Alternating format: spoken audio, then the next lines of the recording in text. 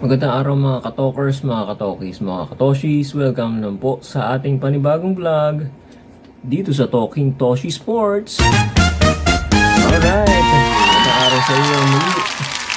At pag-usapan natin itong pangatlong team na ating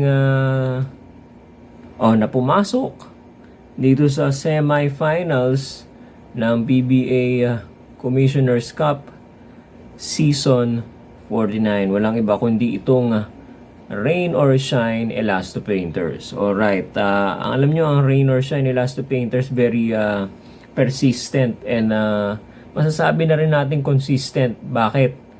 Dahil for the past two conferences, okay, All Filipino or Philippine Cup at saka sa Governor's Cup, palagi sila ang isa sa mga pumapasok sa semifinals. Pangatlong beses ngayon, mga kababayan. Yan ang nagiging problema rito nagiging problema ng Rain or Shine. Hindi sila makapasok-pasok sa finals, ano? Patuloy silang kumakatok, katok ng katok. Okay? Hanggang sa naging katukla lang sila. Okay? They're just knocking on the door. No? At naghihintay ng mapagbuksan patungo sa finals. Ayan ang kapalaran ng Rain or Shine ngayon. Ngayon, ang tanong, ngayong nandyan na naman sila sa semifinals kalaban, makakalaban nila ulit ang Talk and Text or TNT Tropang Giga. This time around kaya makakapasok na kaya ulit sila. Hindi ulit. Makakapasok na kaya sila sa finals. Okay? So yan ang aabangan natin sa serya nila versus TNT. Pero pag-usapan na muna natin ang ROS, or Rain or Shine Elasto Painters. The last time, na merong independent team na nakapasok sa finals, noong 2018 Governor's Cup. Okay? At ito yung franchise ng Alaska Aces. Ang tagal na, no? Okay? So, ilang years na to? 19, 20, 21, 22, 23, 24, 7 years, ano? Okay? So, napakatagal na. Alright. At masasabi natin itong Rain or Shine, delikado na kalaban. Okay? Matinding kalaban ito. Kakaiba kasi.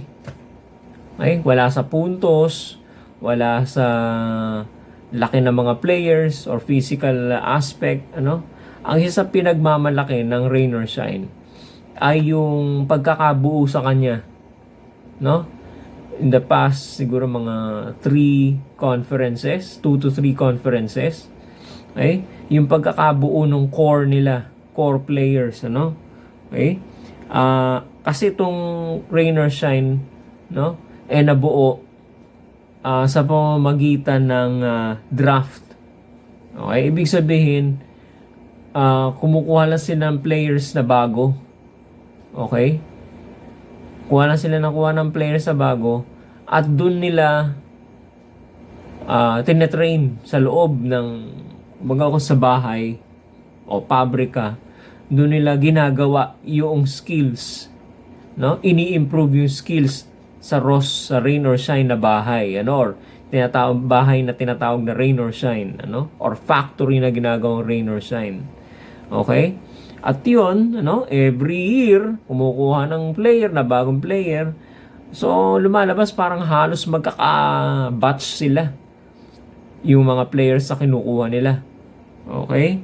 So itong mga players na to, habang lumalaki doon sa bahay, o habang tinetrain sila doon, since magkakabatch sila halos, lumaki ng sabay-sabay, no? Wala yung hindi yung parang nabuo dahil sa trade na tumanda na pumasok sa team ng Rain or Shine na nauna na ng enough, matagal na, okay, matanda na, may edad na, okay?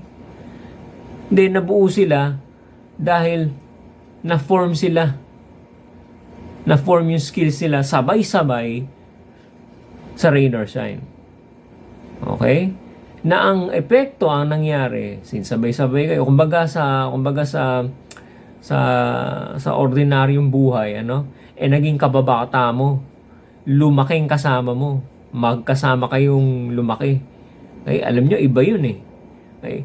Importante ang chemistry sa basketball, yung pagkakakilala mo sa teammate mo, Kaya minsan ang chemistry very formal eh. Okay? Iba rin yung magkasama kayong lumaki, may pagkakakilanlan na kayo ng malaki na formal, kilala mo siya formal, kilala mo rin siya on a personal level. Hindi ko sinasabing yung chemistry o sa ibang team wala kayong on a personal level na kung kilala mo o hindi mo siya kilala. Pero yung sa rain or shine, iba ang pagkakaugat, iba ang pagkakabaon ng relationship nila or no kanilang pagkakilala sa kanilang mga sarili. Okay? So it goes more than chemistry, Chemistry sa work, chemistry sa court, chemistry sa laro. It goes down beyond their personal on a personal level, yung kanilang relationship. Okay? Familiarity not only on their tendencies sa laro, but on a personal level. So kung pagkahalimbawa, pagdating ngayon sa laro, kilala ko yan. Yung bonding nila, kumbaga. Napakahalaga nun sa isang team, sa isang grupo, na meron kayong bonding, lumaki kayo sa iisang team. Okay? Doon kayo lumaki, hindi kayo galing sa ibang team na binuo. Okay? Na kung saan kayo galing, tapos binuo kayo, hindi ganoon. Binuo sila through the draft, lumaki sila, doon sila lahat nagsama-sama, nag-train, and what have you. Ito na ngayon ang rain or shine. Okay? Ano ang mga... Mamaya titingnan natin kung sino yung mga nabuo, So, makikita natin yung performance sila. Talaga namang aabot ba ng semi-final siya kung hindi maganda performance? Yun nga lang, nagkakaroon ng shortcomings. Hindi sila makapasok-pasok sa finals. Okay? Kaya ba naman ng coach? Tanong, yung coach ba naman kaya? Sino ba naman ang hindi matutuwa? Ako, na-amuse pagka napapanood ko si Coach Yeng Yao sa TV kung ano-ano mga antics ang ginagawa niya Kaya, in a way, nakaka-entertain din. Although, I'm not saying na tama yung ginagawa niya, o minsan, mali rin naman, pero entertainment-wise, nakakatuwa siya, nakaka-entertain siya. Okay? Pero, mali yung ginagawa niya, syempre, yung pag-work niya sa referee. Syempre, mayroong lalabas na hindi maganda sa kanyang bibig, ganon. Okay? Pero as a coach, disiplinado. Ako, tingin ko sa kanya, disciplinarian siya, Disiplinado yung mga players niya.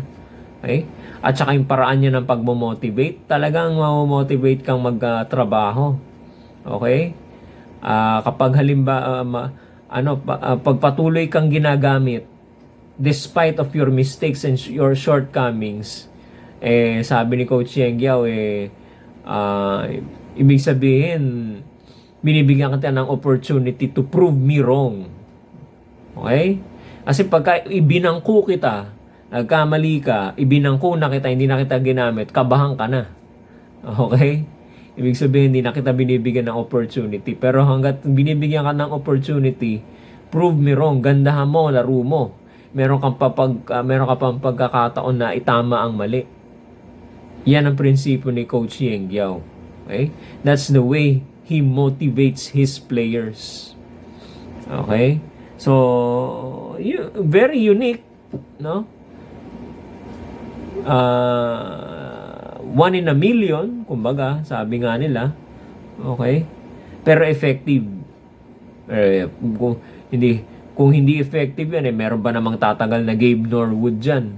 Meron ba namang tatagal dyan na Bo Belga? Okay, meron ba namang tatagal dyan na Jairi Ibanez na naging coaching staff pa? Coaching staff ba or team manager? O, basta nasa rain or shine pa rin siya, no? Okay? May mga tatagal bang Paul Lee dyan na eventually na-trade din, ano? Pero na-under siya kay Coach Yeng Yao, ano? So, effective din naman, no? Minsan nga lang, pagka medyo hindi matibay-tibay ang dibdib mo at di mo naintindihan yung ginagawa ni Coach Yeng Yao sa mga players niya, mapagkakamalan mong mali at saka hindi maganda, no? Nakakita niyo yung ginawa niya kay, nakatandaan ako nakatawa ako di ba yung nag-viral na video, nag-time out siya. Galit na galit siya, pinagalitan niya si Poy Eram yata yun, player pa niya yata sa NLEX, Ikaw, sabi, magpalaki ka ng katawan.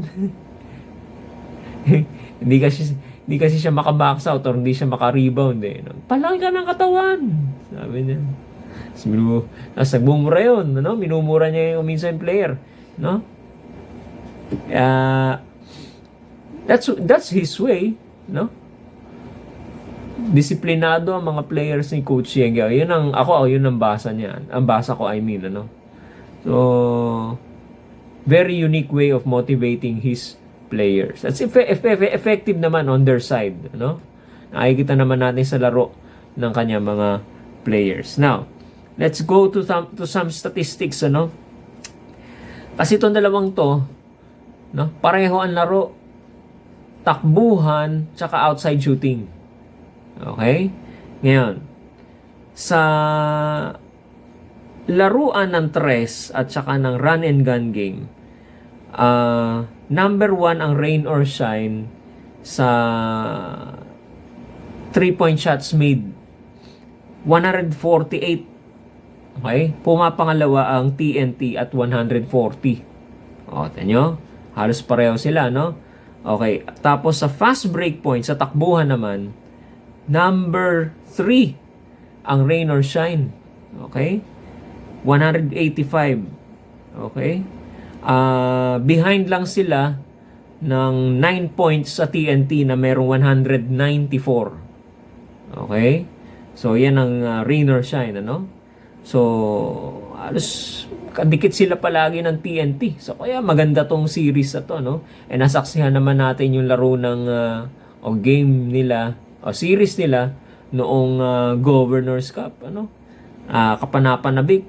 Kaya sure itong series na to magiging exciting ulit, Merong slight advantage ang rain or shine this time sa TNT, Meron silang mas maraming personnel pagdating sa takbuhan. Kung talagang takbuhan ang gusto nyo, maraming pwedeng gamitin si Coach Yeng Yao. Alam naman ang coaching style ni Coach Yeng Yao, Medyo meron siyang long rotation of men or players.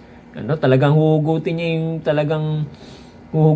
yung till the last player doon sa kanyang roster, Talagang sa lineup niya, talagang pati yung kahuli-huli ang player, bibigyan niya ng opportunity na makalaro. Okay? Katulad nila Adrian Nocum, si Anton Asistio, si Andre Carakut, si Jonard Clarito, Santi Santillan, at saka itong si Lemeti. Si Lemeti, binibigyan din niya ng opportunity, At perfect complement itong mga manlalaro na ito na nabanggit ko dito sa kanilang import na si Dion Thompson. Okay? Na pwedeng mag-draw. Who can draw the double team, or the defense, Pwedeng mag-attract ng double team. And then, nakaabang lang sa kanto at sa gitna itong mga beyond the arc itong mga nabanggit kong players, malulupit din naman to sa tres at sa outside shooting itong mga players na nabanggit ko kanina, Kick out pass, o pwede rin silang mag-pick and roll play, So, maraming options si Coach Yeng Yao pagka ginamit niya tong sila Nocum, Asisio, Karakot, Clarito, Santillan, and Lemeti. Alright? So, yan ang mga abangan natin mga players. Paano kagamitin ni Coach Sieng Yao yung mga players na yan with the import Dion Thompson. Okay. Now, katulad sa ibang team, katulad din sa lahat ng teams na hinawakan ni Coach Sieng Yao, meron tayong go-to guy. Merong medyo nagniningning na star player, namumukad tangi, At isa sa nakikita nating medyo umaangat na ang laro ay itong si Adrian Nocum. Okay? Kamakailan umaangat-angat na. Umaala-alagwa na ang kanyang laro, Pwede natin siya maihahalin tulad natin siya. Maaari natin siya maahalin tulad kay Willie Miller or kay Lordy Tugade during the Red Bull times. Na hinahandle ni Coach Sieng Yao yung Red Bull, Meron siyang Willie Miller tsaka Lordy Tugade. Malulupit tong mga players MVP tong si Willie Miller, si Lordy Tugade. Malupit din to sa outside shooting, Yan ang dalawang players na inalagaan ni Coach Sieng Yao, Now, nung classic old rain or shine, meron din siyang inaalagaan na players, Si Jeff Chan tsaka si Paul Lee bago pa siya ma-trade sa Magnolia. Okay? Yan ang old Ross, Old ROS. Okay? Na mga dumaan sa kamay ni Coach Sieng Yao. Alright? Ngayon, it's the time na ito namang si Adrian Nocum siguro kumbaga I'm not promoting gambling or sabong pero kung maihalin tulad natin sa sabong medyo hinihimas-himas na ni Coach Sieng Yao, pinauusukan at ginugroom na to si Adrian Nocum na bilang isang star player ng Rain or Shine, bilang Willie Miller or Paul Lee ng Rain or Shine, Then yun naman yung average quarterfinals, average scoring niya ng quarterfinals, 18.6 points, 4 assists and 2 steals, At nung game 2 ng quarterfinals versus dito sa Converge, nakapunto siya ng 28 points. Alright? Ayan. So, kaya, since ganito ang naging performance ni Adrian Nocum, kumbaga parang nagpaparinig-rinig na rin to si Coach Sieng Yao na pwede kang maging MVP, Yan. So, well, seryoso naman. Although, kumbaga parang dinadaan ni Coach Sieng Yao sa biro, pero half-meant yun. Siguro, believe din siya doon sa bata, So, minomotivate niya talaga ito si Adrian Nocum na maging magaling lagi or maging consistent lagi sa kanyang laro. Okay? At siya namang tinutugon ni Adrian Nocum. Okay? So, ang tanong natin ngayon, alright, bilang panghuling pananalita, si Adrian Nocum na nga ba ang magiging susi para hindi na sila katok ng katok sa pintuan ng finals ng PBA ngayong Commissioner's Cup? Siya na kaya ang maging susi para yung buong team ng Rain or Shine ay makapasok dito sa finals ng Commissioner's Cup Season 49? Yan po ang ating aabangan na katanungan na ano kaya ang sagot? Positive or negative? Siya na nga ba o hindi pa? Papasok kaya ang Rain or Shine sa finals? At this time, at lalagpasan na ngayon. Malalampasan na kaya nila? Go over the hump, ika nga nila. Etong bundok na malaking bundok na TNT Tropang Giga. Patuloy po ninyong tutukan ang ating YouTube channel, Talking Toshi Sports. Huwag po kayo mahihiyang mag-subscribe. Di po mahirap mag-subscribe mga kababayan. i-press nyo lang yung subscribe button at ang notification bell para kayo ay notified palagi sa ating mga videos na ina-upload. At paki-like and follow na rin po ninyo ang ating Facebook page na Talking Toshi TV. Maraming salamat pong muli. Hanggang sa muli po, mga kababayan. Paalam po. Magandang araw po sa inyo lahat.